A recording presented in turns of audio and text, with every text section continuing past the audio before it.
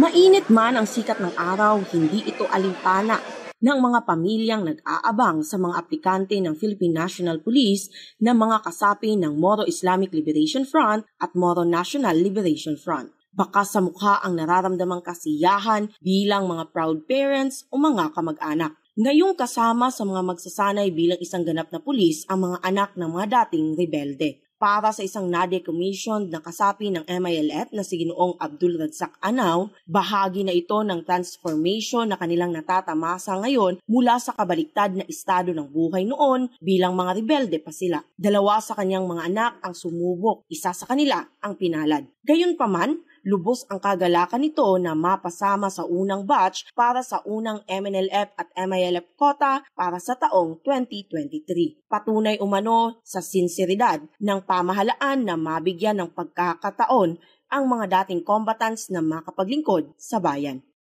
Mas pasalamat tayo kay kaya niya yung mga requirements na bago siya makapasok. So sa ngayon, masaya tayo. Ang masasabi ko lang ay kahit na medyo mabagal, at least naipatupad nila yung napag-usapan. Parang hindi ko masalaysay kung ano ang masasabi ko, pero in general, masaya tayo.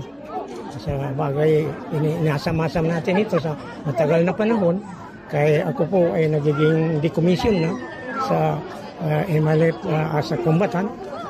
Ngayon, sobra na ko sa 60 anyos, so kaya ng bata ko na makapasok siya. Bakas naman sa mukha ng mga trainee ang kagalakan na sa hirap ng pinagdaanan sa selection process ay kabilang sila sa mapalad na nakapasok sa recruitment. Masarap po ma'am, maganda po sa pakiramdam ma'am na nagbigyan kami ng gobyerno na mapabilang sa Philippine National Police at nagpapasalamat rin po kami sa mahal na Pangulong Ferdinand Bongbong Marcos po ma'am.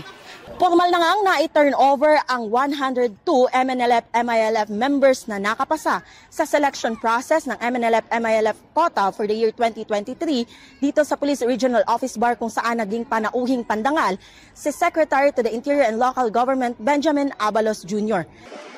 I hereby accept the 102 mentally and physically able-bodied PNP recruits of the Police Regional Office Bangsamoro Autonomous Region, calendar year 2023, Patrolman Recruitment Program from MILF and MNLF quota, signed this 10th day of August 2023. Sa mahigit 1,000 aplikante na nag-apply, 52 dito ay mula sa MILF, habang 50 naman mula sa MNLF ang pinalad na mapili. Sa final interview at deliberation, 103 na aplikante ang sumalang, subalit 102 lamang sa mga ito ang nakapasa. Cream of the crop na maituturing dahil nasa 1% lang ang nakapasok mula sa 11,000 na naghangad maging pulis. Yung proseso nito, nakikita ninyo, it's 11,000 to just 100. That's 1%. At ang mabigat dito, yung test na ginawa nito, sabi nga nila, walang human intervention. Maski yung pagtakbo nila rito, may mga tracker yan para hindi makakadaya. No? Talaga puro makina ang ginamit dito. No? Lahat. Kaya ito'y template na sa mga susunod. Dahil of course, ang ating Pangulong BBM, Bongbong Marcos Jr., Ferdinand Marcos Jr., talagang we are really committed to this fact. No? Kaya ginagawa namin on the side of the NAPOLCOM, DILG, PNP, talagang ginagawa namin lahat para yun nga, yung absorption ng MNLF, MILF with the PNP, magawa natin ng tamang proseso. At napakaganda na resulta, nakita naman natin lahat kanina.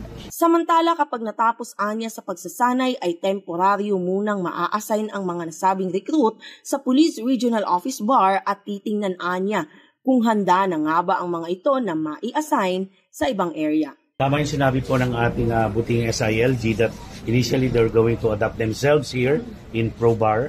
Then eventually, if they're already prepared to go outside of the region, they will have the chance. Kaya nga national scope ang Philippine National Police po. Pero it's their choice, and at the same time, titignan po rin natin yung kahandaan po nila. Parehas po ang training na gagawin po nila. Kagaya rin po ng screening processes na ginawa natin. Ganun din po ang ginagawa ng lahat ng mga new recruits ng Philippine National Police. Kami ay naniniwala kasi 1% na lang ang natitira. Ibig sabihin, this is the best or the cream of the crop ng tawag natin So naniniwala kami sa kanilang kakayahan. Well, we're towards marami pang gagawin dito, no? Pero yung pinakamahirap na gawa na of course, yung policy decisions, etc. We are now going through the details at implementation. And this will really test the sincerity of both sides, no? At ito pinapakita namin. On the side of the Philippine National Police, of the NAPOLCOM, DILG, of course, of our President Bongbong Marcos, we are really sincere.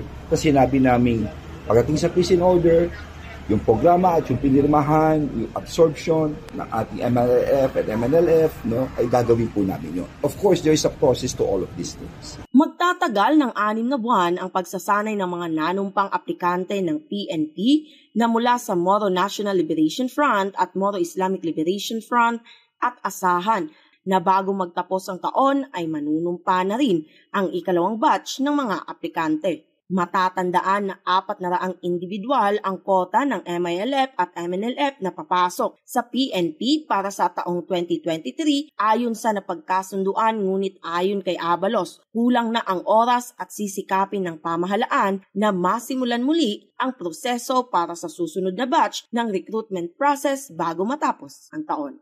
Mula dito sa Police Regional Office Bar, kasama si Donabel Labajo, ako si Crisbel May Lorenzo para sa Kutang Bato News.